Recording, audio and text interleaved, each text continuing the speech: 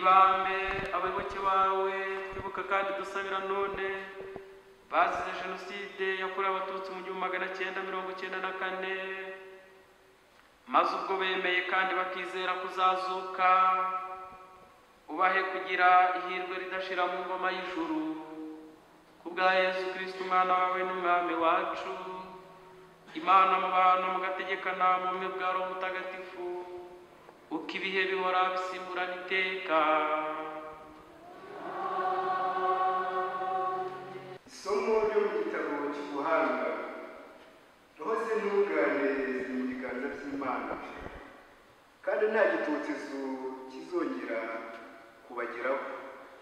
Mu maso y'ubupfamutima bameze nk'abapfuye burundu barigendeye basa nk'aho bagushije ishyano bagiye kure byitwa ko barimbutse nyamara bo bibereye mu mahoro ndetse n'ubwo mu maso y'abantu basa n'abahanwe bahorana amizero yo kutazapfa nibamara guhanishwa ibihano byoroheje bazahabwa ingororano zitagereranywa.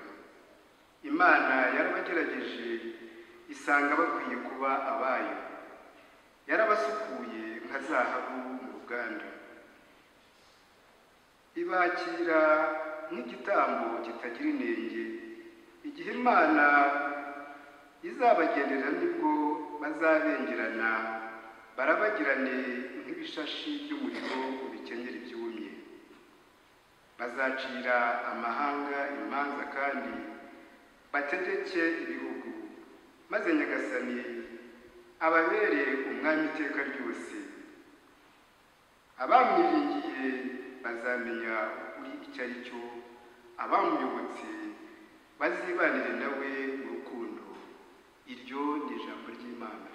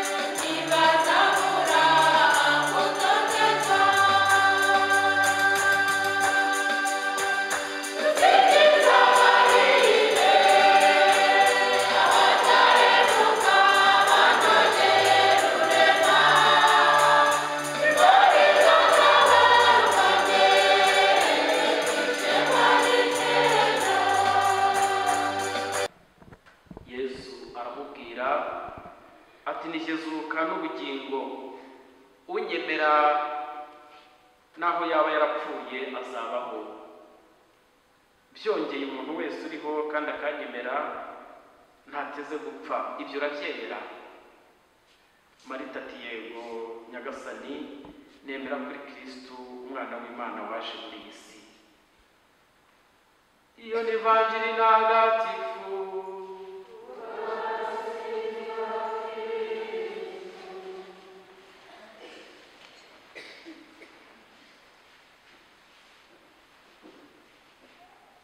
Nijezuka n'ubugingo, unyemera naho yaba yarapfuye azabaho.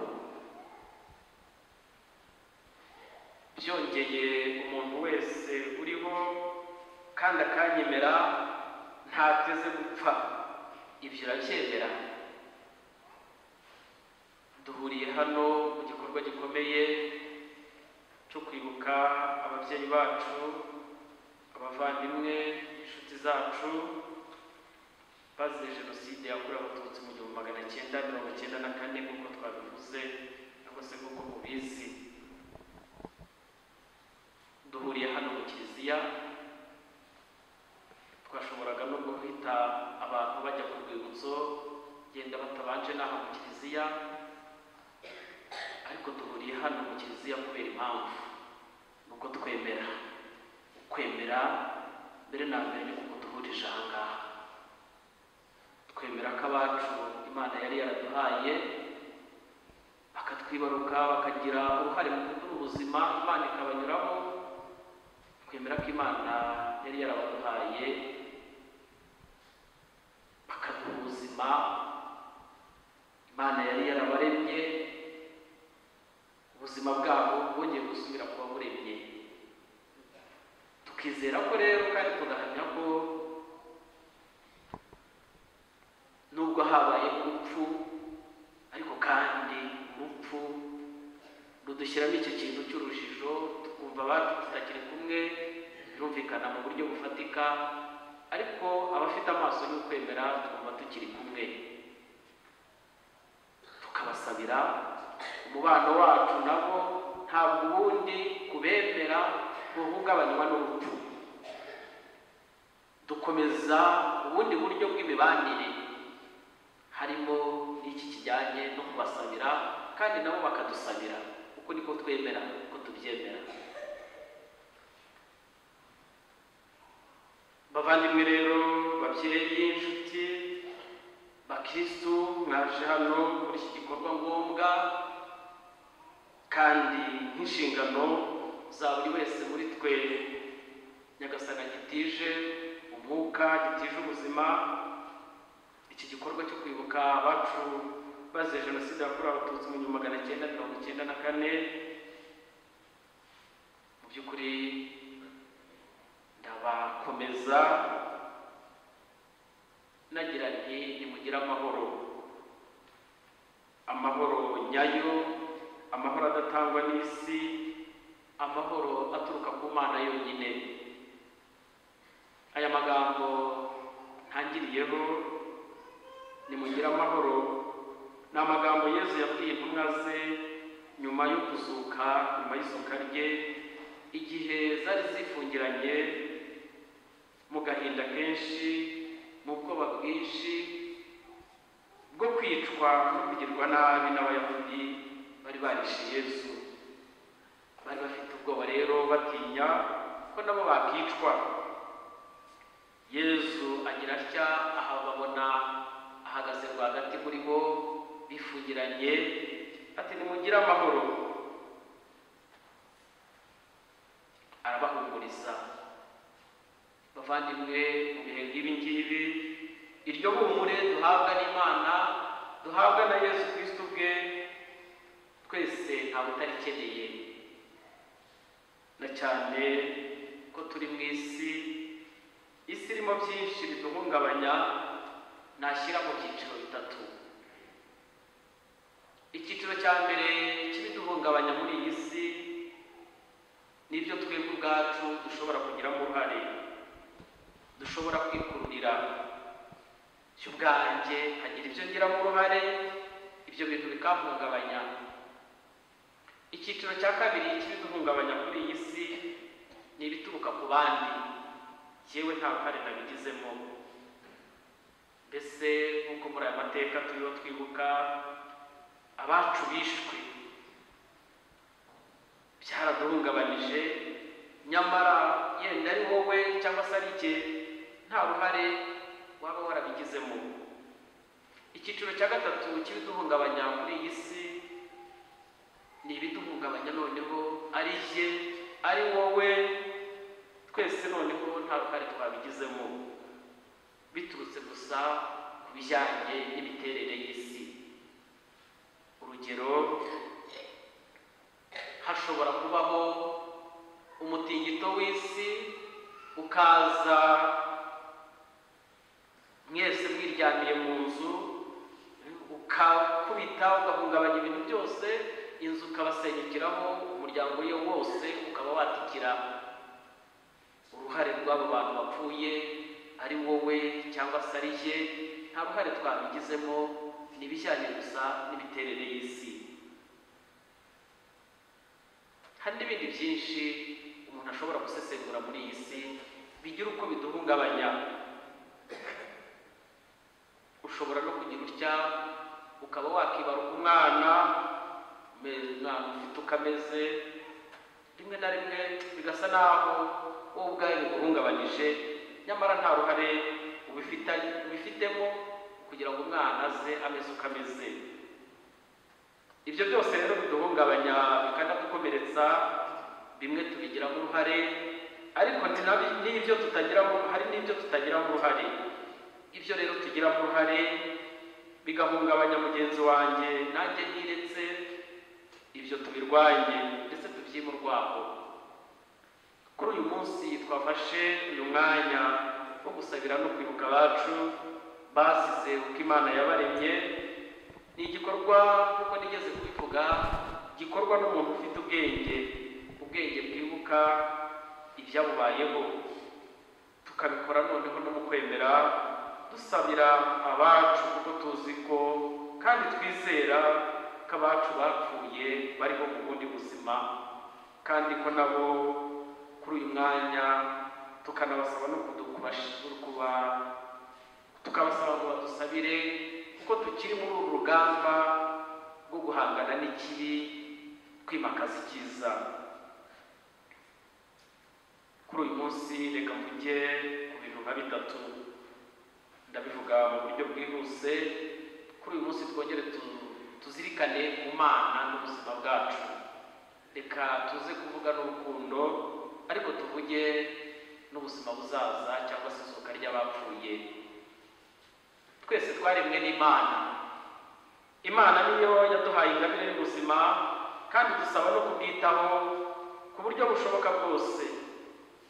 Nta wihaye ubuzima muri twe, nta uhitamo kavuka, ndetse nta n'uhitamo ahavukira.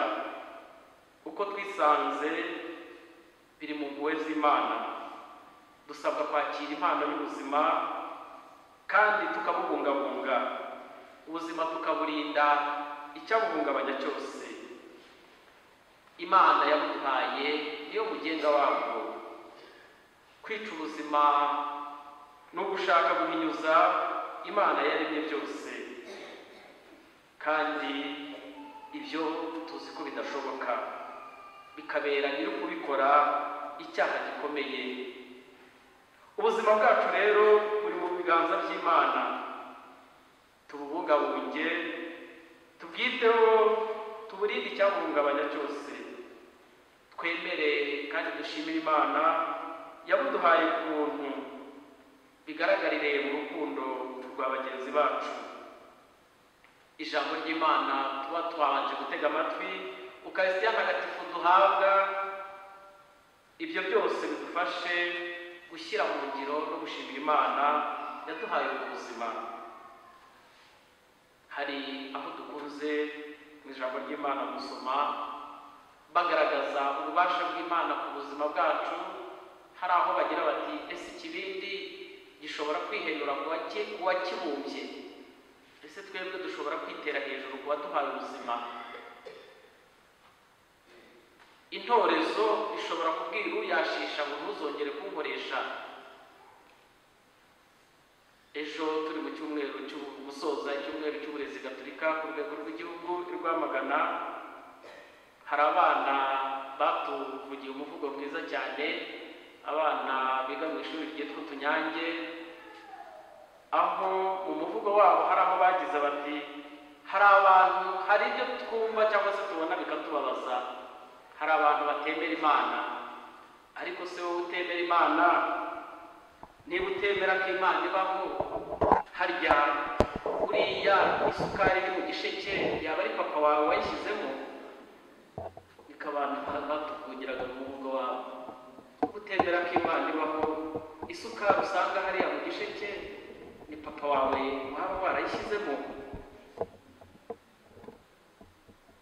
Bavandimwe rero, iyi Mana tuyishimire umwanya nk'uyu nguyu, ni tuba duhuriye hano tukabanza igikorwa gikomeye cy'isengesho cy'igitambo cy'Ukaristiya. Ni n'umwanya rwose wo gushimira Imana yaduhaye ubuzima ku buntu bwayo. Turiho kugira ngo abenshi muri mwe murabizi, n'uwasaba umuntu kugira uko asobanura uko yaba yarabayeho kugira ngo byakugora.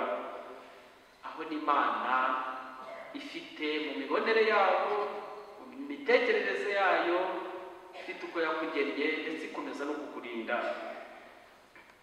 Imana yagiye ikoresha abantu, yagiye ikoresha ibyo yaremye kugira ngo ubashe kubaho cyangwa se ubashe kurokoka. Hari umuntu muri iyi minsi twariho tuganira anyereka ibintu by'ibihangano bariho bakora, ikarita y'u Rwanda, anyereka ibintu byagiye bifasha abantu kugira ngo abantu babashe kubaho. Akanyereka urutoki, nyamara urutoki y'insina, hari ubwo umuntu yari afite inyota agafata amazi ari ku makoma, utwo tuzi yatunywa akabasha ubuzima gukomeza. Amasaka ari hariya abantu bayijemo, n'ibindi byinshi. Uyu ni umwanya tuba tubonye wo gushimira Imana kuba yarakoresheje abantu bagiye batandukanye, abagufunguriye, abakuzanira utwo kurya, abaguhishe ibyo bidukikije byagufashije kubaho. Umuntu agashimira Imana. Imana yifashishije abantu kugira ngo ubashe kubaho. Uyu ni umwanya wo kwishimira, ntabwo ari akanya ko gusa naho twumva ko Imana nta kivuze mu buzima bwacu, irakivuze kinini. Hanyuma rero mu rwego rwo kwishimira, numva dukwiriye no kuzirikana undi ngingo ya kabiri, ariyo urukundo. Iby'Imana yakoze byose yabikoze ku rukundo n'impuhwe igufitiye cyangwa se ifitiye. Abacu turiho twibuka none bazize Jenoside yakorewe Abatutsi mu 1994 bishwe kubera kubura urukundo. Urukundo rwari rwarakendereye mu bantu. Uyu munsi tuzirikane urukundo. Yesu Kristo ati icyo mbategetse nuko mukundana. Iri ni itegeko ry'Imana. Twibaze natwe, ese uru rukundo twebwe turarufite? Urukundo rwa mugenzi wacu, gukunda mugenzi wacu nk'uko natwe twikunda. Urukundo rw'ababyeyi n'abana, rwa rukundo rushobora kugeraho rupfira mugenzi wawe. Ese uru rukundo twe turarufite? Yesu Kristo ati ntawagira urukundo ruruta urw'uwemera guhara amagara ye kubera inshuti ze. Ijambo ry'Imana rero twumva, dutega amatwi buri gihe, amasakaramentu duhabwa rwose bikomeze bidufashe kongera kwibyutsamo urukundo, cyane cyane ko ubona muri iki gihe rugenda rusa n'urukendera. Nasoza rero mbaha icyizere cyo kubaho. Nubwo urupfu ruducamo igikuba, ariko si rwo rufite ijambo rya nyuma ku buzima bwacu. Ni Imana yo yatuhanze, yo yaduhaye ubuzima, iyo yongera ifite iryo jambo rya nyuma kuri ubu buzima. Dushatse twarwishongoraho nka Pawulo mutagatifu mu ibaruwa ya mbere yandikiye Abanyakorinde, umutwe wa 15 umurongo wa 5 gukomeza, ahagira ati rupfu we ugutsinda kwawe kuri he? Urubori rwawe ruri hehe wa rupfu we? Ibyo rero ni amagambo ashobora kuvugwa cyangwa se n'umuntu wemera ko Imana, ko Yesu Kristo yatsinze urupfu. Turacyari mu gihe cya Pasika, tuzasoza ejo ku munsi mukuru wa Pentekoste, aho twongera kuzirikana ko Yesu Kristo yatsinze urupfu, natwe urwo rupfu tuzagutsinda. Ntabwo rukwiye kuduhungabanya. Ibyo twanyuzemo ni amateka, ni ubuzima, bitubera impamvu yo kwimakaza urukundo aho rwabuze, kandi koko twoye gucika intege, twibuke twiyubaka kuri roho no ku mubiri. Nyagasani Yesu nabane namwe. duhaguruke tuvuge n'amasengesho yo gusabira abacu.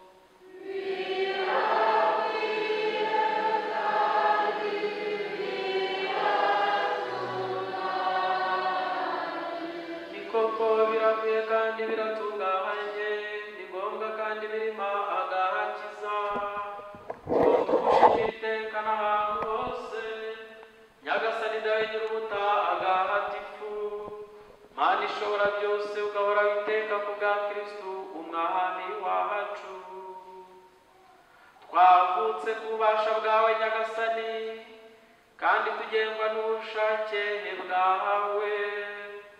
Ni nawe wategetse kudutura kuri ubu butaka, twabumbwemo tukabusubizwamo n'icyaha, ariko twebwe abacunguwe n'urupfu rw'umwana wawe udushishikariza kuzagera ku ikuzo ry'izuka rye. Nicyo gitumye twifatanya n'urugaga rw'abamarayika imitwe kandi yose y'ingabo zo mu ijuru ngo duhanikire icyarimwe igisingizo cy'izina ryawe, tuvuga ubudawe maha tuti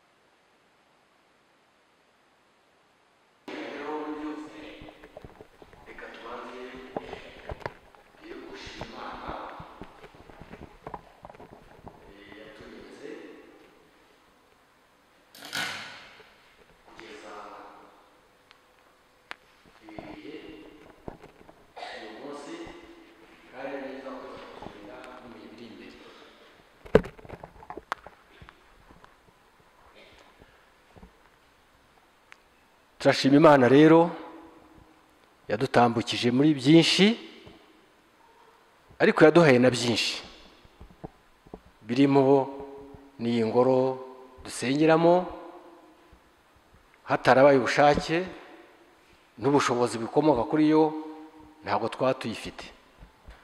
Iyo tuyishimire, dushimire na padiri mukuru y'iyi paruwasi ya Munyaga, kugira ngo ibyo simbibatoza, urukundo ayigirira, ishyaka agira abakirisitu n'ubwitange atugaragariza, natwe bari no hanze ya Munyaga bigatuma adukundisha kuyigaragaramo no kuyibonekamo. Nawe turabimushimira kandi tubikuye ku mutima. Turashima rero n'abatubwiye bagize igitekerezo cyo kwegerana kugira ngo iki gitambo cya misa yaduturiye yayoboye kigende neza.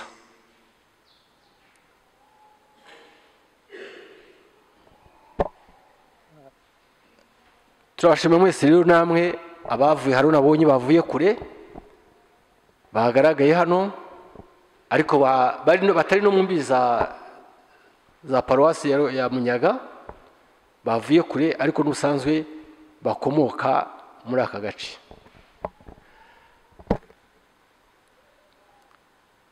Turashimira ko n'uyu mwanya watanzwe Kiliziya yagenye, diyosezi ikabitunganya ikabishyira ku murongo, abantu ikibuka, ubundi dusabira abacu bitabye Imana, ariko none ikabigira ku buryo bw'umwihariko ku bavandimwe bacu, abana, inshuti, ababyeyi bishwe mu 1994 muri jenoside yakorewe Abatutsi. ni mu Rwanda hose, ariko ubwo by'umwihariko biri muri paruwasi yacu ya Munyaga, nibo twikuye umunsi kugira ngo havuzwemo n'amazina. Bifuje rero ko sinzi ibindi jambo ndi buvuge uko umurongo nariha, ariko reka turebe bamwe mu mazina yavuzwe, bamwe bagiye muri icyo gihe cyatambutse, ariko wenda ntimugire ngo ndabavuga bose. Hari abo nibuka neza, hari abo ntibukiranye neza, biterwa n'uko abantu mwakoranye cyangwa se mwagamo mubana mu buryo bwinshi. Hari abakwegera cyane, abamukorana cyane, abazamo gakeya, bigatuma rero bamwe utagenda uvuga ngo uyu yakoraga ibi, yakoze ibi ngibi. Ibyo muze kubimbabariramo, nimubona wenda hari aho mvuze wenda bakeya, abandi siko mbirengagije, ariko abo nabo nibuka kurusha abandi. Ngira ngo mwese uretse abana bavutse vuba hari cyangwa se abana banyicaye imbere, muzi ko paruwasi ya Munyaga itari yagashingwa. Abenshi mwarayitashye ishingwa, sinabaza wenda ngo mbari imyaka imaze, sinanatekereje n'igihe tw'umwaka twayitashyemo, ariko ishinzwe ni paruwasi nshyashya. Mbere ya paruwasi ya Munyaga itarashingwa, abakristu bo muri iki cyerekezo bari muri paruwasi ya Rwamagana. Paruwasi ya Rwamagana icyo gihe yari igizwe n'amasantrali 7. Sinzi nimba byarahindutse, harimo santrali ya Rwamagana ubwayo, santrali ya Ruhunda, santrali ya Ruramira, santrali ya Munyaga, santrali ya Nsinda, santrali ya Mwurire. Ngira ngo ni izo, sinzi ndumva ari izo ngizo. Nkomangwa na Nkomangwa nanone uzivukurikije. Ubwo ndakurikiza uko zagaragaraga muri diyose, muri paruwasi ya Rwamagana, niba ari no mu bwitange, nimba ari no mu ishyaka, uko zabaga zigaragara kenshi nuko zabaga zisa nkaho zenda gukurikirana. Nkomangwa rero burya yazaga mu inyuma, kuko yari paruwasi tegwiremo abakristo gatolika ba Munyaga, bari bacyugeranyije n'ahandi. Yarakurakoze. Ubwo niyo sinanayibukaga rwose kono yari irimo. Ubwo rero ndagaruka muri paruwasi ya Munyaga gusa, iyo za kugarukamo muri paruwasi ya Munyaga.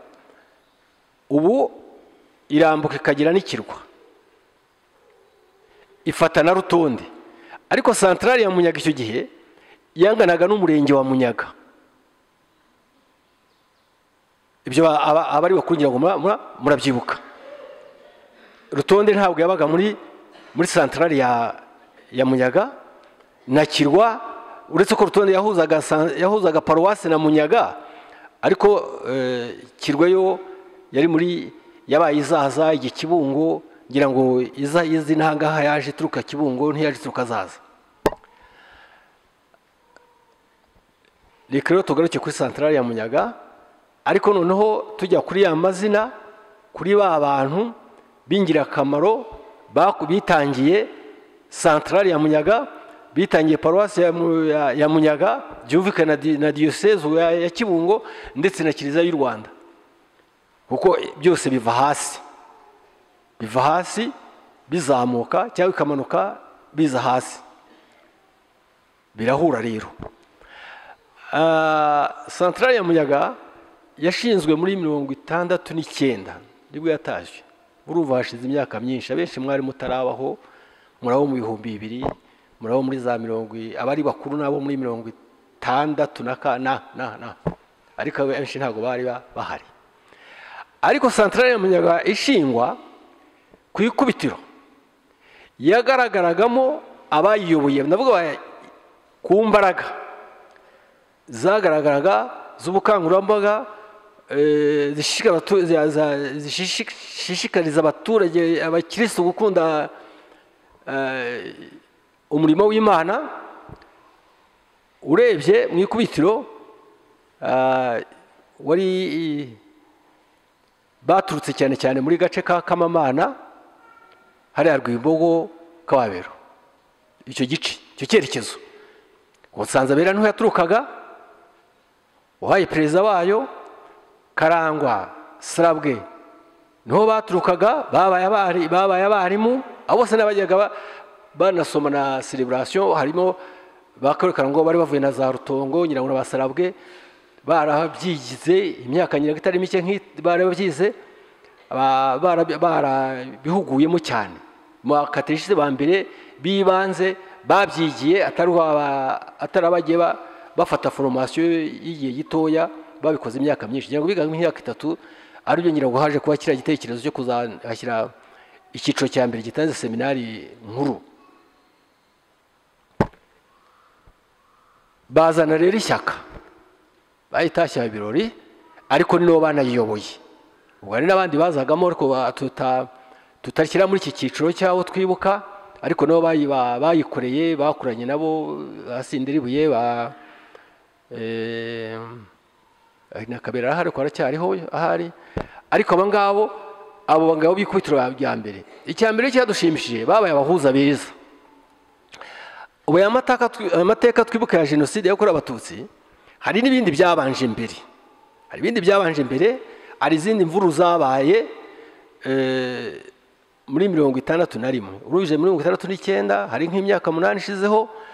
Hari ibice rero by'uyu murenge wa Munyago uko wari umeze, n'ibice byari maze kuba ishingwa.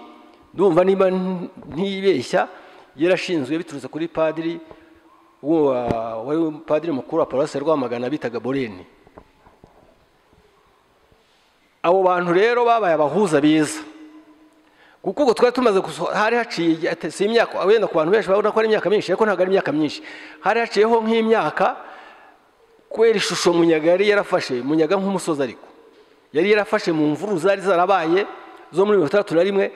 Hari igice kimwe cyane cyane nk'abantu b'inkungu, yeka n'abantu bo mu gice cya za Kaduha batisangaga neza muri uyu murenge, ariko bo babaye abahuza beza. Baza ari abasore, baza bafite imbaraga, baza bafite urukundo, bafite ishyaka, baradushishikaza twese dukunda santrale ya Munyaga. Iraduhuza, ndetse na bya bibazo bigenda, rwa rukundo padiri mukuru avugaga rugenda rucengera mu mitima y'abantu, abantu barongera basubira kubana nk'abakristo. Turabishimira rero cyane cyane ku isonga Pierre Senzabere Celestin, abo bandi bakarangwa, Basarabwe barakoranaga, ariko iteka Senzabere akaba ari we wari umuyobozi mukuru. Wenda ndamuvuga cyane ko bw'umwihariko yaranankundaga, yarankunze cyane. Hari mu mabaruwa bisomo bitagatifu yavuga ngo Pawulo yakuriye ku birenge bya Gamariyeri, nanjye naba ko nakuriye ku birenge bye. Aba rero perezida wa Centrale yanabaye na perezida w'inama nkuru ya Paruwase, akurira umuryango wa Saint Vincent de Paul. Ntabwo menye niba jenoside sanga kiwukorera, agira ishyaka hamwe na ba Kamonyo mwahoze muvuga, agira ishyaka n'abandi bantu barimo mwarimu Petro Gahango yose kugenda vuba aha, nabagaragaza hepfo aha. Hari n'undi musaza uhari nawe, hari abantu muri uwo muryango wa Saint Vincent de Paul bamara kumugira, ariko piliye inkingi ari Nsanzabera. Yita ku bakene, imfashanyo zigatangwa. Yewe ndabona bije no kugira kuri centre de santé dufite, habaye igitekerezo batariyane bashaka kuyitanga. Hari abantu bashatse kuyiduhuguza bakayimura ahantu Muhura ni murenge wa Remera, bari baritwaye. Ubu bansanze tubabwira nibo begereye Depite Rwakagabo, bagaragaza uwo mushinga ugiye kudutoroka bagiye kudushimuta, iyo santarari irashoboka. ngira ngo biturutse ku gitekerezo cy'umupadiri wageze muri Paruwasi ya Rwamagana, yari umusore yarahakunze, akunda Munyaga by'umwihariko, ariko akabona abantu bava kure bajya kwivuza.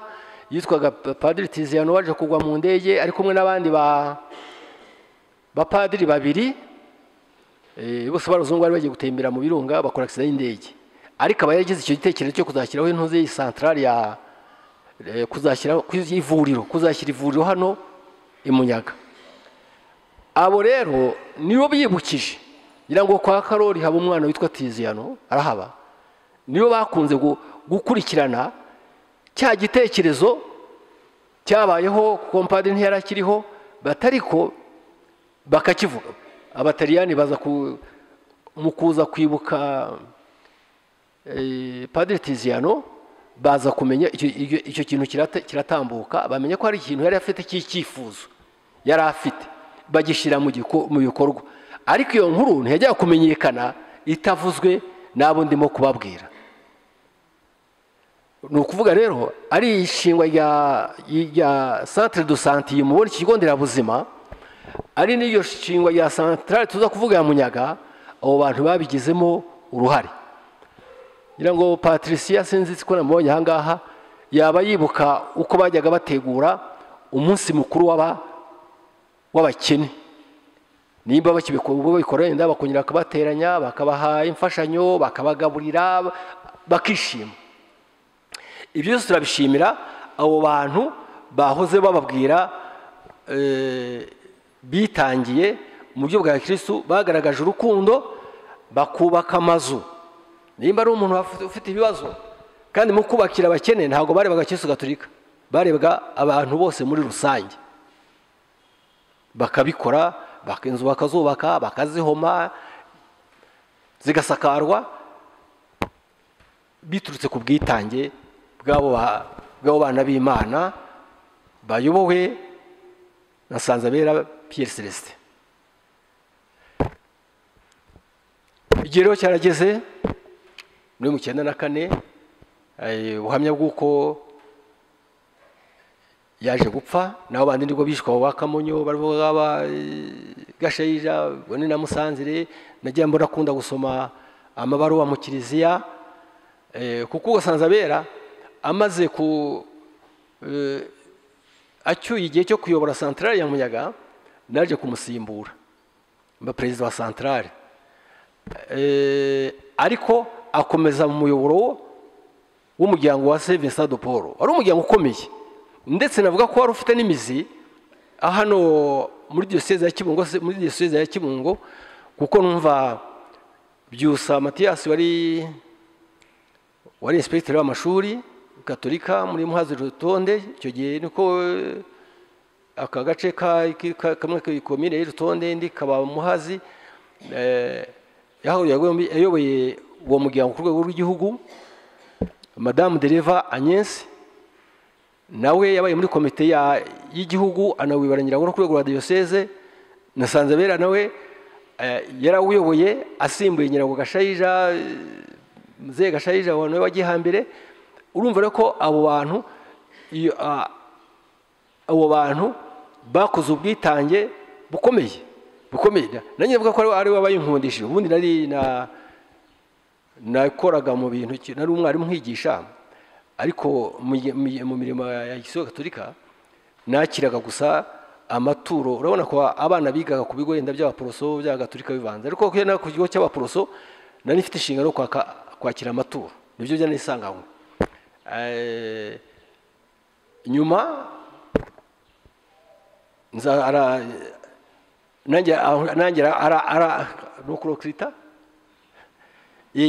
nangira ankundisha gukora ubwitange muri santrale. Nza kujya kuyobora kuba umwanditsi w'inama y'imari, batangiye gushinga inama ncungamutungo. Nyuma bukeye nyobora na santrale ya Munyaga, nayoboye n'inama nkuru ya Paruwasi ya Rwamagana. Ubwo rero ni ukuvuga ngo perezida, ni ukuvuga ngo aho hose kora neza, uhoraho aguha umugisha ibihe byose. Mwakoze.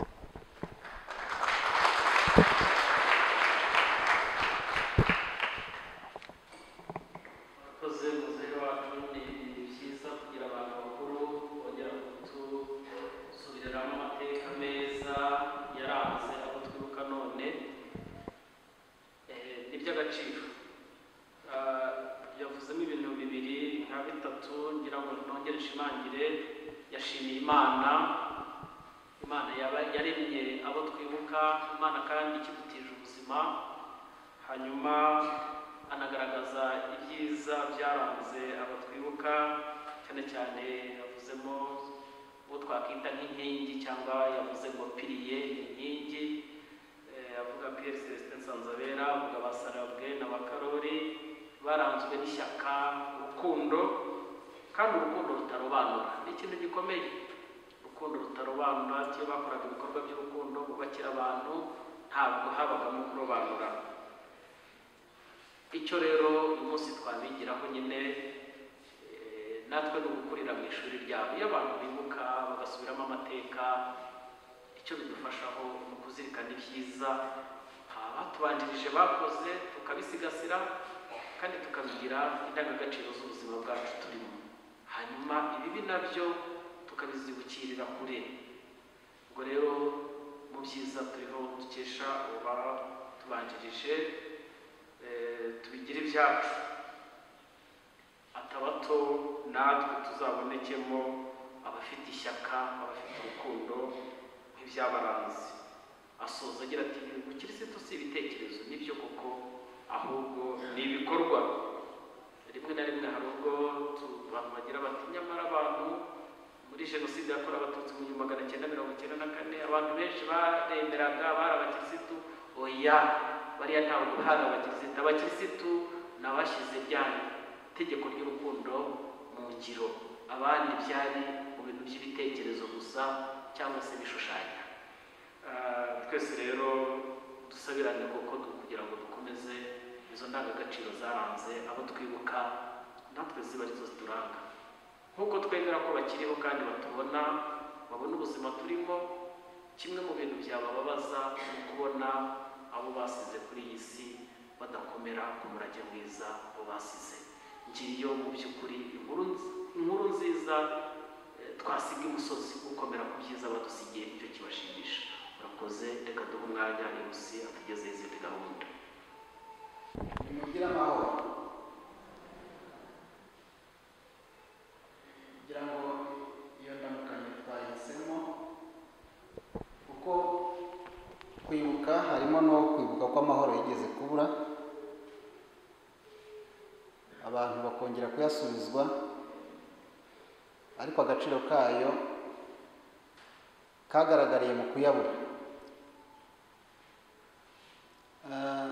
Turashimira François maze kutugezaho iki kiganiro, aturaga ko umurongo twahawe tuwukomeza. Nibyo natwe turabimwemereye, muri abo bato turimo. Twagira ngo rero tutizimbye mu magambo, kuko ku rwibutso nitujyayo akenshi indangururamajwi turaba tutazitwaye, imvura ishobora kudusangayo, ubuhamya ntitubwumve neza, kandi ni igice cy'ingenzi mu kwibuka. Niyo mpamvu twagira dutumire Nikuze atugezeho ubuhamya tukiri hano, tuze kuva hano mu ituze rifitanye isano no kwibuka, urugendo dukora tuva hano tujya ku rwibutso rwa Kaduha. Nanabibutsa ko, cyangwa mwe muranabizi ko, kwibuka ntago bihereye hano mu kiliziya. Buriya byatangiye umuntu akimenya iyi tariki, agitegura umwambaro azambara, agitegura urugendo azakora. Ubu rero ni ugusoza ngira ngo iki gikorwa, kuko imyiteguro yatangiye kare. Reka rero dutumire Nikuze yigira imbere tugezeho ubuhamya duteguriye, izindi gahunda ndazibabwira ziza gukurikiza ku rwibutso. Nikuze Berensira n'ubundi ngiye kubabwira ubuhamya. Jenoside yabaye mfite imyaka 10. Nari ntuye Kaduha Munyaga. Hanyuma rero indege Habyarimana imaze kugwa kuri esheshatu, twebwe tukiri abana ntitwabashaga kujya ku muhanda, ariko papa wacu yarazaga akatubwira ibyabaye. Yaraje atubwira kuri izo tariki ati indege ya Habyarimana yaguye, bayirashe. Ababyumva bakuru bakabyumva, natwe tukumva nuko byimereye. Ariko kuri 7 n'ubundi hahise inkungu, ho bahise bagira ibintu bya bwangu. Ikintu cyatubwiye yuko bigize bwangu, hari umukobwa Providence w'umwungu twajyaga turirimbana mbere ya Jenoside nyine. Twagiye kubona n'iwabo baje Kaduha, inkungu yabatangiye, baza kwa data wacu kwa Gashumba bahungirayo. Ariko nkungu niba yabimenye ko bahageze, baza kubatwara. Hanyuma ku itariki 9 numva ngo bajya gusubizayo Gasetsa, ku 10 Bibuko, ku 11 nuko. Ariko ku 11 papa yagiye Ngara, ahantu bita Ngara, bavuye gusubizayo Gasetsa.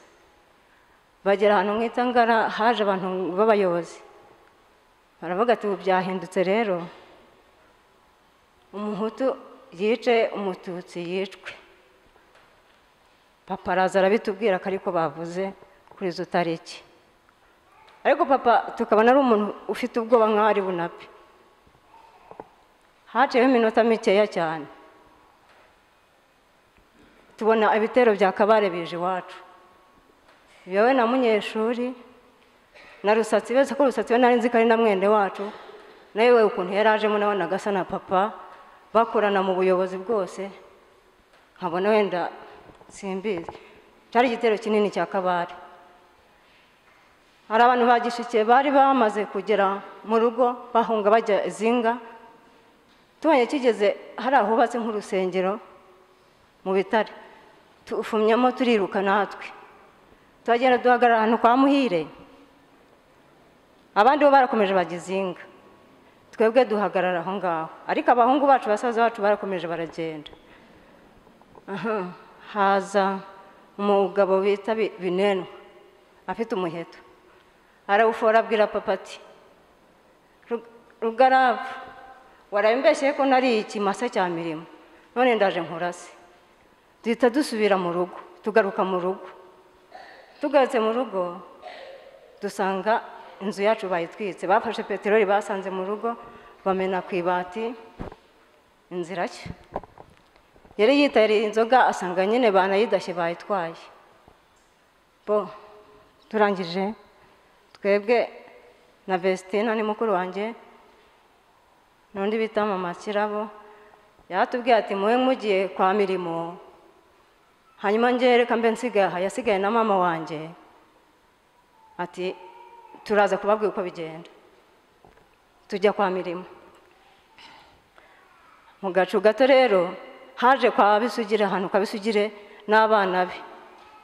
Bahageze bakubita n'igitero cya kabiri kigarutse mu rugo, noneho kirasanga papa, kiranamutwara, kiranabatwarana Kabare. Birangije baragiye, papa bahise bamwicira hano kwa Kamiyo, n'undi bahise bamwica.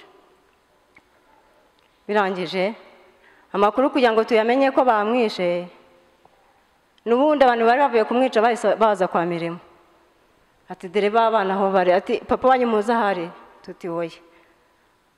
Harimo umugabo witwa Munyarugarama wa hano ruguru kwa Mukagatare, avuga ati so twamwishe, ati twanamuriye. Turabyakira, ariko icyo gihe ntawariraga ntawagiraga ati. Noneho bahise Munyarugarama yahise yaka umuhoro wo bita Zitoni ngo aduteme. Zitoni arawumwima ati koresha igikoresho wazanye.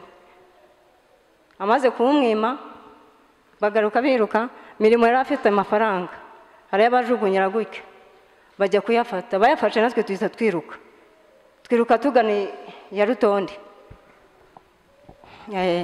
Tukomeza Rutonde tumarayo nk'iminsi nk'itanu. Abantu ba Kamamana babaga baza bahunga. Naje kubaza abantu ba Kamamana, ati se mama nawe muzanye? Ati ntawe tuzanye. Ati ntuzi ko we nawe yapfuye, ari nkaho yakurikiranye na papa wawe? Ati yamaze n'iminsi 5 atari yapfa ari muri wese. Atariko igihe cyarageze arapfa, yari muri wese yo kwa Kamanzi. Turabyakira, nta kubabara kwariho. Turakomeza turigendera tujya ahantu bita hano hafi y'ibitare. Turarayo twara abantu benshi n'abanyasange bahari, bigeze aho ngaho tujya mu bitare ahagana hejuru. Ndabivuga nihuta, ntabwo nabivuga byose, ntabwo ni birebire, ariko hakaba hari umuntu watugiriye neza w'Urutonde. Abanza kuduhishaho, amaze kuduhisha ibitero by'inkamba biza kuza, avuga ati abantu turabica.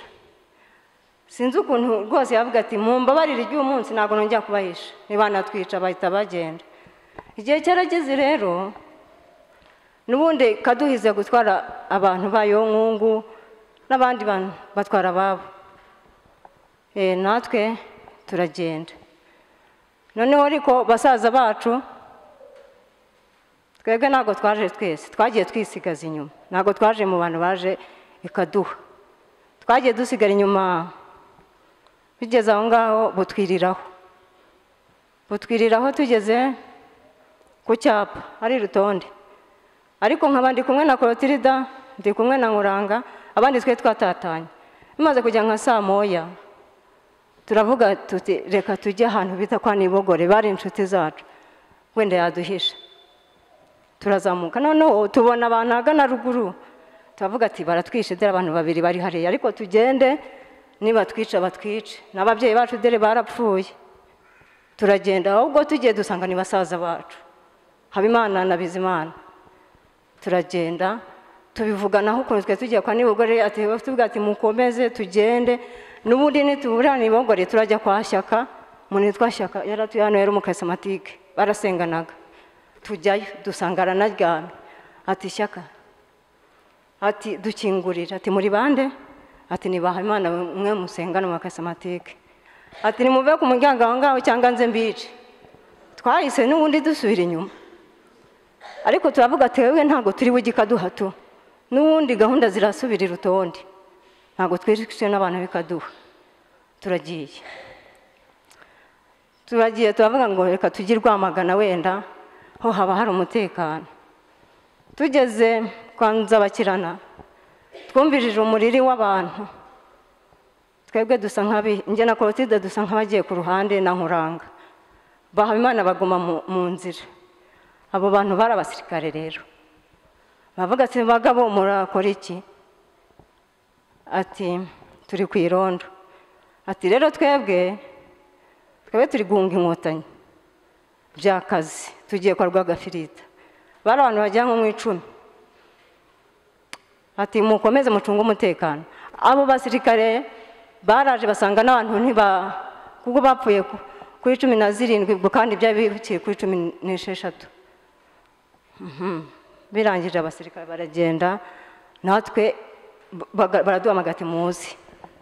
Ati muzi nta kintu bitwaye. None bavuga ati rero mumaze no kutwiriraho. Ubwo butwiriyeho rero bugiye kudukiraho batwice. Muze dusubira muri poroje, hari ahantu hari poroje hari Rutonde. Ibi poroje yo bukeye ntabwo wapfa kumenya ko bukeye, hari habi cyane. Tujye hari ahantu uko byagenda kose ntabwo bazaduterayo. Turagenda twinjiramo turi abantu 5 bavukana. twihishamo twirirwamo kuri 17 18 nka saa 11 tugiye kubona tubona ibitero habanje imbwa nako imbwa zifite ibintu byambaye bivuga turavuga tuti turapfuye rero izi mbwa ziri kumwe n'ibitero byanga bikunze tugiye kubona tubona biranaje haje ibitero bibiri kimwe cyaturutse ruguru ikindi gituka hepfo tisi uko twari tuzi ko turi ahantu batagera ahantu bahabwe n'iki turiruka twirutse imbwa ziramuka babona ko zibonye abantu baraza ibyo bitero rero harimo abantu tuzi bagendaga mu rugo ariko mbere na mbere abantu nabanje kumenya ni Kamana na Karenzi n'uwitwa Nkuranga ukwedita ni bari benshi Kamana na Karenzi ati dere babana uko rugaravu ati reba ukuntu bari basigaye ati muze hano turaza turabegera babwira uwo muhungu wacu Habimana ati kuramo Kamana amuga ati kuramo iyo myenda yagiye cyanye imyenda y'agahiye ayikuramo akuramo yambara kugeza no ku nkweto nawe yahise azambara birangije ati se Kama ubu urabona njyewe ntari umuhutu amanika irangamuntu yari yanditseho ngo ni umuhutu ati ubuhutu bwanyu ni ubuhe ati twaragendanaga ariko nta buhutu bwanyu mwe mufite ati ikisigaye ni ukubica twe twarababuze noneho rero ntibyatinze Kamana twagiye kwiruka Kamana ati musige mwe muretse yahise amukubita inyundo yikubita hasi yikubise hasi yahise amukata ijosi amukashe ijosi turiruka noneho dupfe tugenda ntabwo tubikomeze kubona babica twahise tugenda bamaze kwica umwe tuhita twiruka turagenda turahora bepfo iyo ngiyo Kimweka birangije barabishe noneho Nkuranga we yishwe n'umuhungu bamwita Gishwi n'uwano yepfo bamwita Nsabimana karakana kagenda mu bandi ko bakagabiza umwana nyine n'ubundi ati ari umwica aramwishe aranapfuye nyine noneho undi muhungu wacu twaramubuze yese yiruka sinzi aho bamwiciye higa Kamana niwe wigabije Habimana abo ngabo na Karenzi ko bavukana noneho birangije kubica baratamanuka baraza badusanga aho twihishe bamaze kudusanga aho twihishe baza bagira amacumu gutya mbona bagiye kunkozaho icumu ndavuga turi hano turi abakobwa si n'abakobwa murabica abakobwa ntabwo tubica ni muzi turaza tumaze kuza baducisha n'ubundi kuri iyo mirambo tugiye dusanga Nkuranga nawe urimo ati ndebera inzoka nta nubwo zipfa Nkuranga bari banamuzi neza Nkuranga ko twasize tumwishe Nkuranga agiye ndababeshya ngo Nkuranga se imbwa ntabwo bamuducishijeho zimufite yapfuye ko baranatureka ntibabyitaho naho Nkuranga we bamaze kugenda Nkuranga avamo niba ruko yiyatemwe n'umwana niba ari isaha yari itaragera bari bamutemaguye ibintu by'imfunira by'akaga nuko aragiye yigira Rwamarembo aryama yavirirana hanyuma abana bo kwa Habiyakare baje kuvoma basanga Nkuranga aryamye ku gasozi ari kuvirirana yagaramye avuga ati se kuryamye hano ati bakamana bantemye ati bamaze kugenda ariko numva harimo akantu mvamo baragenda babwira Habiyakare ati hari umwana wo kwa Rugabo tubonye hariya abwira umuntu bita Bugingo Kamena Nzugi ati genda unzanire uwo mwana aragenda aramuzana kubwo amahirwe ntibanamwica mwihangane ngiye gusoza noneho baratubwira ati rero mwebwe muze tubajyane tujye kwa Kamana Korotide aba kwa Karenzi aba kwa Kamana nanjye mba kwa Karenzi n'abantu begeranye gutya ku buke nko kuri 19 bajya kureba mirimo kwa Karisa hariyo mirimo ari yose bapira Karisa abagura ikimasa ati mugende mutware icyo kimasa ariko nimunyicira abantu, kandi bari bavindimwe. Barabazana, maze kubazana bageze ku cyapa babaga icyo kimasa barakigabana.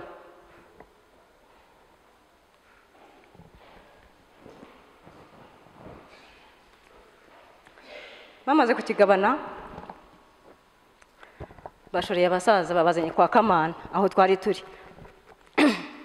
Babaze n'ihene ye. Birangira ati rero Mirimo yajyaga akundana n'umuntu bita Gifaransa ari we Nyamuhutu ikaduha, tugiye kujyana Mirimo kwa Gifaransa. Sebapira nawe inzu yawe niba ari nde wayirinze, musaza w'umugore we ndamwibagiwe ubwo harabamuzi, niba ari Ruhatana, ati yayirinze ntago bayikoye inzugi zonyine, nawe ugenda uryame. Hari ku mugoroba baramujyanye ba Kamana na Karenzi n'abandi bari kumwe, bajyana umusaza Mirimo ngo ikaduha. Twumva ko bamujyanye, bwari bunije baraje baraza turaryama. Ku bukeye twagiye kwarira inyana na Kotirida mu gitondo cya kare, tugiye dusanga Sebapira bareba bamwiciye iwe ari mu marembo gutya. Twigire hepfo tubona Mirimo bari bajyanye ngo kwa Gifaransa, dusanga nawe bamwishe. Iyo mirambo yose tugenda tuyibona, kandi baje batubeshya ati tumugejeje kwa Gifaransa nta kibazo, kandi ba Kamana bamaze babishe. Turakomeza turihangana, turaza tuhaceceka ntitwavuga ko twanababonye mu rugo rw'abandi. Birangije haje nko kuri 20, hari abantu baturutse hano Mwurire, baraza ari abagore benshi n'abagabo n'abana, ahantu mu Biharabuge aho bakunda guteranira. Abagore babambura abana b'abahungu, abagabo nyine bo barababa. Ati se murajyaye? Ati batwambuye abana bacu, ati none turabunga ntituzano tujye. Bagenda noneho ba Kamana na Karenzi n'ubista abandi singiye nanabazi, abantu bakunda kumenya nabo bagendaga iwacu. Birangije abo bagabo baducishaho n'abana babo babahagatiye, babicira mu cyezezi. Twumvaga batema ni hafi yaho, barabatemagura bagaruka amaraso yuzuye imihoro yabo. Sinigiki dutangira no kugira ubwoba, natwe baratwica pe. Ntago abantu ariko abagore babo babaga bafite ubwoba, teka abagabo kuko none ibintu barimo nibiki. Ubwo bisa nkaho kandi inkotanyi zimo no kuza zisatira ziza. Birangije sinzi amatariki aho yarageze, twumva barashengara inkotanyi zaje. Kamana reka azagere ruguriye ati bene wanyu banaje, ati ariko muratwereka uko mwihishaga, natwe tujya kwihisha inkotanyi. Birangije twihishanye kabiri, umuntu aratubwira ati rero wabo, ati barabica, ati bari bubice muri ukuntu mugenda. Noneho icyatubwira ko ari butwice, njyewe nari ndi kwa Karenzi, none badukunganyiza kwa Kamana ngo ariho turara. Hariyo n'umuntu witwa Kanengwa, umubyeyi witwaga Kanengwa muri famiye n'abana be, baturambura imisambi muri salo turyamayo twese. Ariko uwo muntu yatubwiye ati bari bubice nijoro, mugerageze ako turaryama. Nitwe twakingaga ku maruru, twegetseho akantu gake, byari isiri ryacu. Rero niyo baraguye agacuho hari nka saa 7 saa 8, birangije tweguraho urugi gakeya turasohoka. Dusohotse tugeze nko kwa Sebapira turiruka, dufumyamo turiruka, tujya dureba inyuma baradufata. Birangije tubona tugeze ahantu waba wa Seminega bari bagihari, bamwe bari baragiye muri Burende, abandi bakira aho ngaho. Hari n'umuntu Valensi twaramusanze na Mukakagenza yari agihari. Yemwe turabyuka bana turateka turarya. Birangije ku bukeye tujya hehe, tujya muri Burende twiciye rwa Marembo. Urugendo rwacu rusoza rutyo. Hanyuma rero ibyo bintu abantu bagiye badukorera, icyo namaze kubona yuko kugira umuntu yiha amahoro yo mu mutima nuko njye abantu byanyiciye ababyeyi abavandimwe, njye namaze kubaha imbabazi bataranazinsaba, niba bintwari nabo bazazinsabe. Ari abishe papa, ari abishe abo basaza banjye, nkabakamana abo ngabo njye nabinginga njyewe mwazaze mugasaba imbabazi ako mutarazinsaba njye nanazibahaye. Ntabwo tuzaduhura mu kiliziya n'abanyagatolika basenga ku cyumweru ngo dusenge tudahuje. Iyo twicaranye biba ari ibibazo kuri bo, njye nta kibazo nyigira kuko njyewe ubu ngubu namaze kubyakira. Ubundi imbere najyaga numva izina Kamana niyo yaba ari kuri radiyo njye nkiruka niba namfate. Ni mu rembo nayo no gushima Imana yuko Imana yanankomeje. Yego. Hanyuma njyewe iyo nigiriye muri korari, nk'iyi korari irankomeza, nkaririmba nkumva ndishimye. Ibyo byose nkagenda mbyibagirwa nubwo tutazibagirwa kwibuka. Ako ibintu byenda nkongeramo ibintu byo kuba byampungabanya ni mu Mana.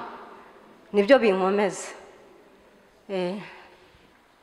Turashima Imana kandi tubikuye ku mutima, by'umwihariko dushima Imana kubw'umunezero mpagurukanye wo kubona Nikuze ahagarara hano imbere agatanga ubuhamya ntagwa ahangaha. Mu by'ukuri arakomeye kurenza uko nabitekerezaga cyangwa se nuko abandi nkanjye babitekerezaga nuko twabyumvaga. Bakivuga ko Nikuze ari ugiye kuduha ubuhamya, njyewe numvise ngize ubwoba mu mutima. Ndavuga se Nikuze arahagarara hariya kubera iki bemeye kumutoranya bazi n'ikibazo afite, bazi ko Nikuze afite ihungabana riri ku rwego rwo hejuru, akaba agiye guhagarara hariya baragira ngo agwe kuri aritari? Nicyo nahise ntekereza. Ndaranganya amaso ndashakisha ngo ndebe ko nibura hari na Vestina wicaye hano, ndebe ko ari bumukurikire akamuba hafi. Uwo ni umuvandimwe we. Ndongera ndarangaguzwa ngo ndebe ko nibura hari umuntu umukurikiye, mbona ntawe. Ariko ndebye Anatori yarahagaze iruhande rwe, ndavuga nti buriya nawe aramuzi, ni buriya ntabwo ari buhave. Arakomeza murebe, arebe ko biri buze kwanga akamufasha. Rero uko yavugaga nkajya mbona umunota ushira akomeye, umunota washira nkumva rushijeho gukomera, nanjye byanteye gukomera kandi bintera no kunezerwa.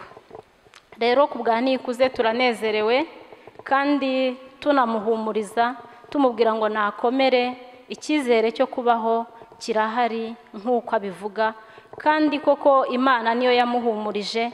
Na n'uyu munsi Imana dukomeje kuyisaba ndetse tunayishimira ko ikomeje guhumuriza n'abandi bose barokotse Jenoside yakorewe Abatutsi, ikaba ikomeje no guhumuriza Abanyarwanda bose muri rusange, kandi ikaba ikomeje no kutwubakira ubumwe n'ubudaheranwa bwacu. Rero abantu bose bavuze hano bagiye bashima, ibyo gushima byo ni byinshi. Nanjye ndashimira, by'umwihariko nkashimira abagize igitekerezo cyo kwibuka mu rwego rwa Kiliziya. Ntabwo mu matorero yose cyangwa amadini yose dufite mu Rwanda yemewe, ntabwo bose ari kuri gahunda bayizirikana.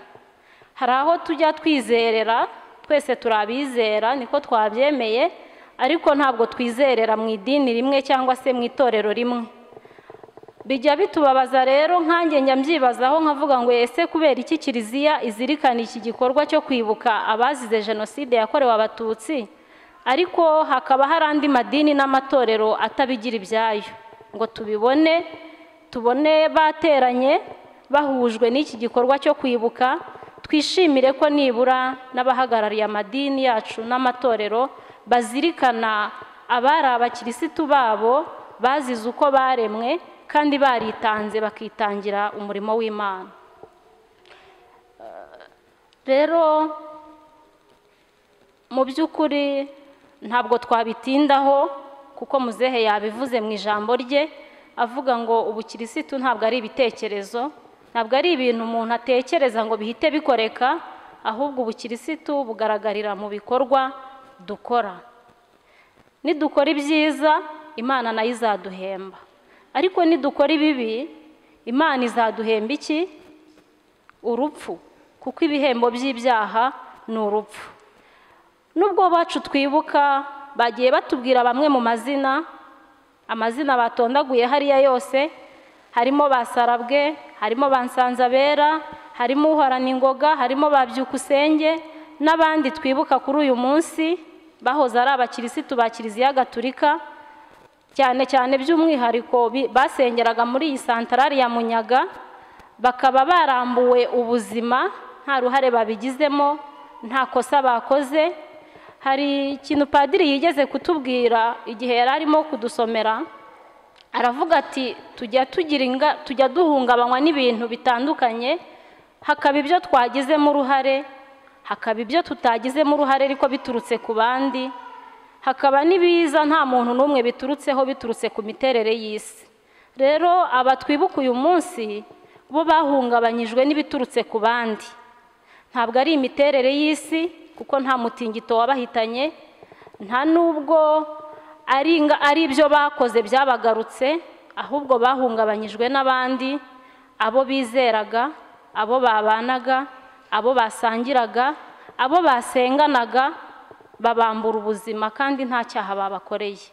Akaba ari nayo mpamvu uyu munsi turi aha tubibuka kandi tuzirikana ubutwari bwabo, ubutwari bwabaranze, imirimo myiza yabaranze, nk'uko muzehe yahoze aduha amateka kuri bamwe azi yabanye nabo, urukundo bagiraga, ishyaka bagiraga, umurava n'ubwitange, ndetse tukanifuza ngo bizahore biranga buri wese uri aha ngaha uyu munsi. Ntabwo rero urwo rugendo rw'ubuzima ruhagarariraho, twizera ko niyo abantu bacu bapfuye ariko ku munsi w'umuzuko tuzongera kubonana nabo. Ni nayo mpamvu tubasabira, nuko tuba twizera ko niyo tubasabira batwumva, twizera yuko nubwo bapfuye ariko bariho muri twebwe.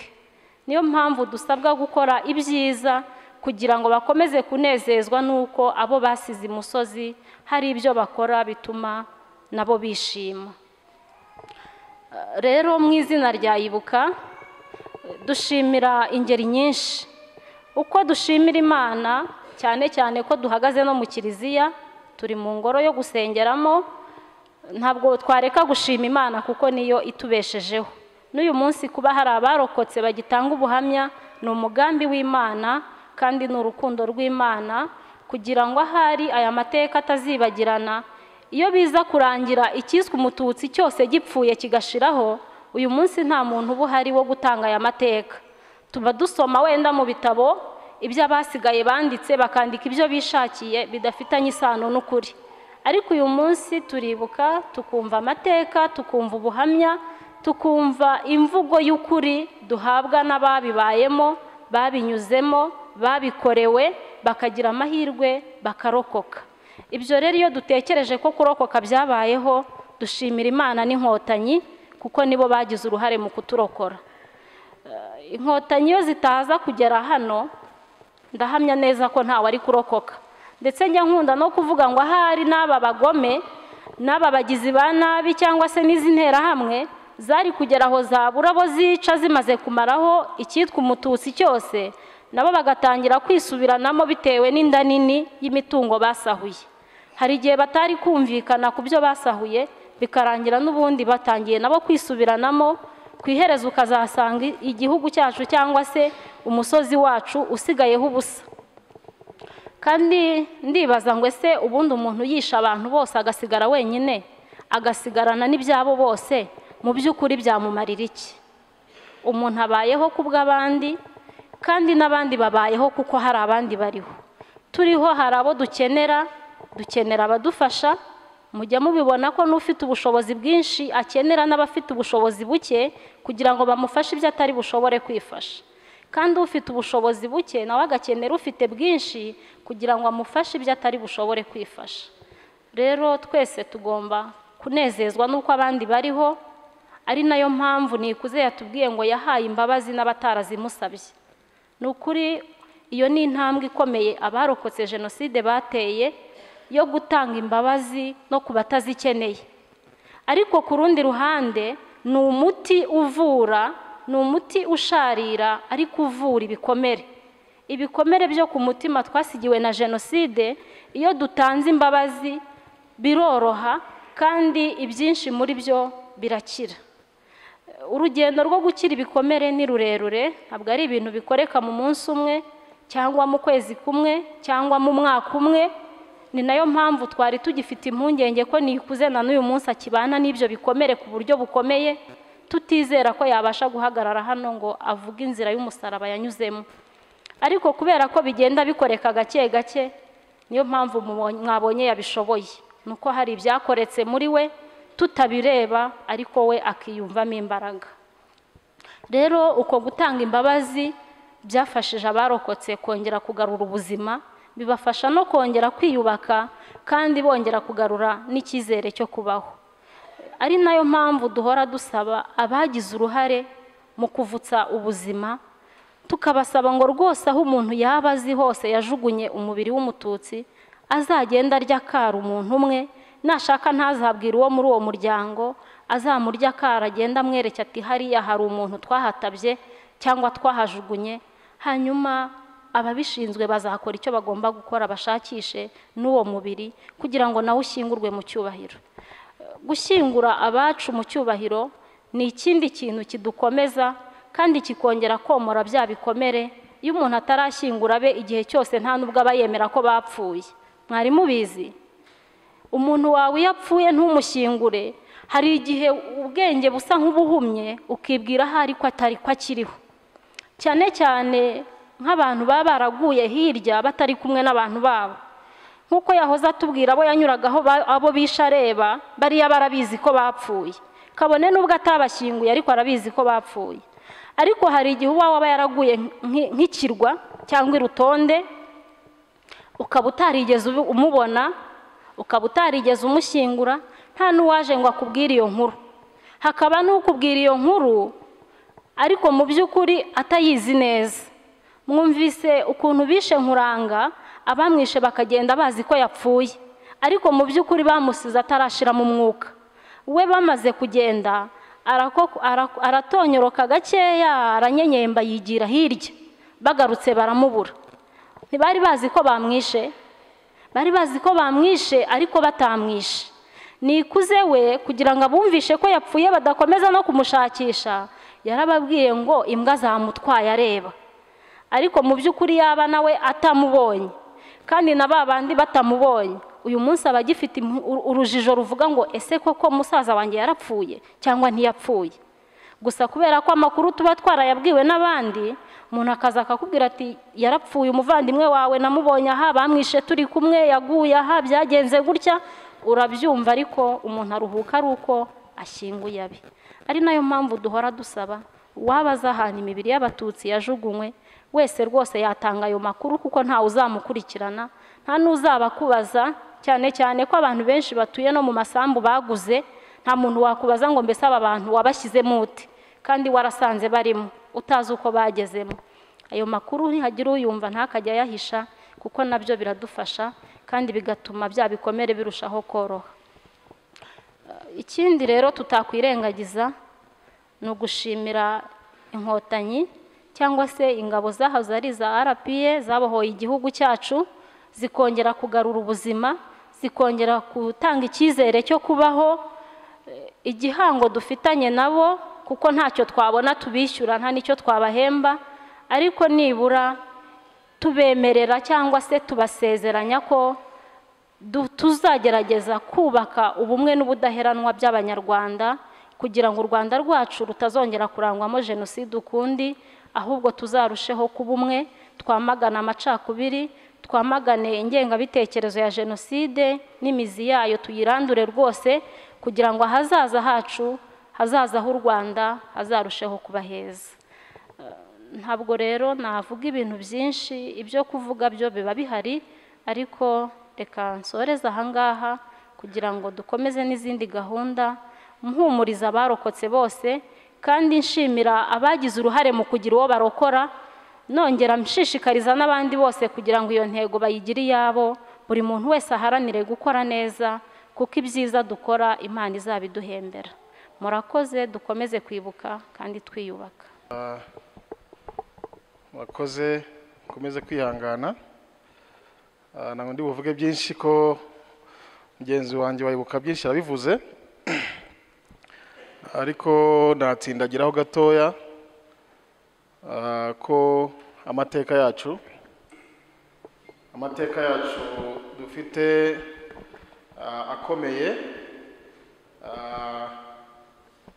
tuzi ko neza jenoside yarateguwe kandi irigishwa amacakubiri agera muri benshi, mu bakuru barabimenya, mu batoya barabimenya, no mu basaza bakuze bose bamenya ko bigishwa ko umututsi ari umwanzi akwiriye gupfa. Iyo ngengabitekerezo rero yigishijwe yatubereye isomo, twumva ko buri gihe cyose twateranye twakongera kwibutsa abantu ko jenoside cyangwa se ingengabitekerezo ya jenoside yigishijwe, tukaba dukwiriye gufatanya, tukaba tuzi ko ari inshingano za twese kwigisha abantu gukumira ingengabitekerezo ya jenoside aho ari hose yaba yagaragara. Hari abana bagenda kubera kudasobanukirwa neza amagambo yagiye akwirakwizwa kera, nawe akarivuga yikinira kubera atigishijwe ko iryo jambo ari ribi. Twagiye tubibona cyane cyane mu gihe cyo kwibuka, ukabona umuntu avuze ijambo yikinira kandi rifite ingaruka. Ubwo rero ni inshingano zacu twese ko turi ahangaha kwigisha abantu uko jenoside n'ingengabitekerezo yayo yakwirakwije mu bantu. Iminsi ishize turi mu gihe cyo kwibuka, hari bavuye mu kabari basinze, yabwiye mugenzi we bamaze gushwana, banyweye basinze bamaze gushwana, ati se atuzi ko nagukubita ndetse nkanakwica, atagerageza urebe ko batagufunga. Undi mugenzi we aramubwira ati w'icyenda kane yose sinayikuba nkwishe, hari kuba ari umuntu mfunze. Urumva iryo jambo ni ijambo rikomeye, ariko uburyo yayivuzemo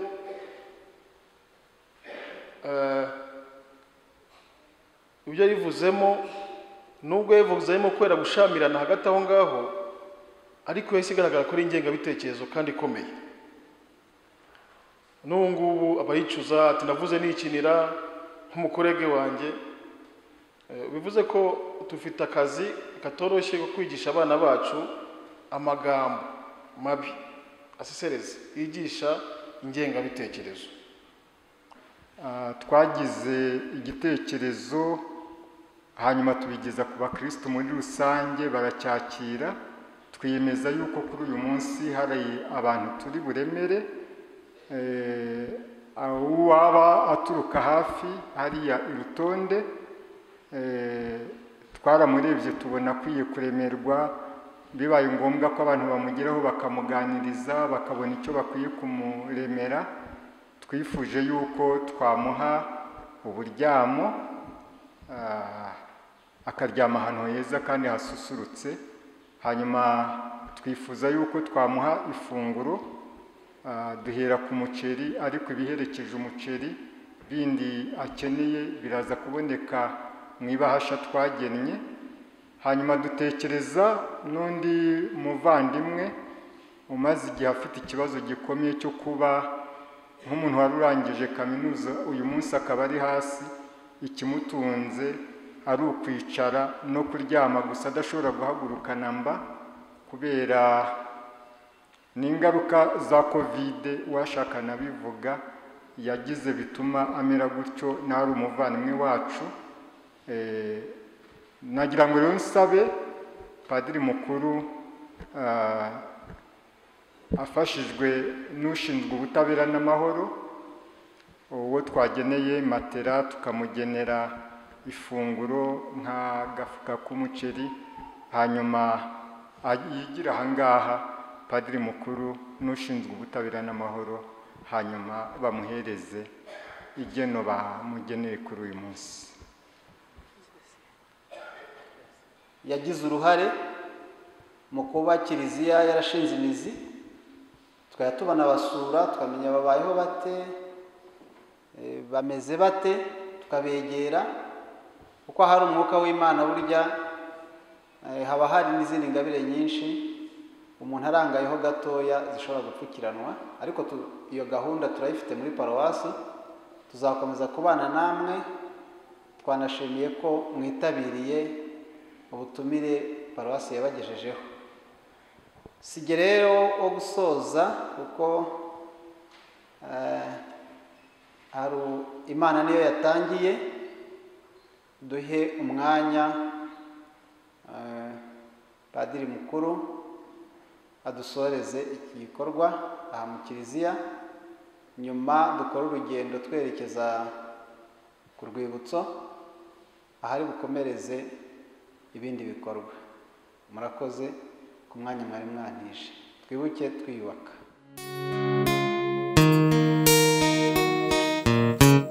Uyahageza ananiwe atabasha no kuvuga, kuko we yahageze bamaze kumutema.